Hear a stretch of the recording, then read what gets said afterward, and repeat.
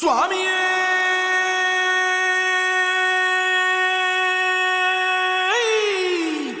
சரணமையப்பா. பள்ளி கட்டு சபரிமலைக்கு கல்லும் முள்ளும் காலுக்கு மெத்தை. சுவாமிய சரணம் ஐயப்ப சரணம் అయ్యప్ప శరణం స్వామియే శరణం. మండల దీక్ష ముగిసింది, మాలకు అర్థం తెలిసింది, శబరికొండ పిలిచింది, మణికంఠుని చేరగ పదమంది.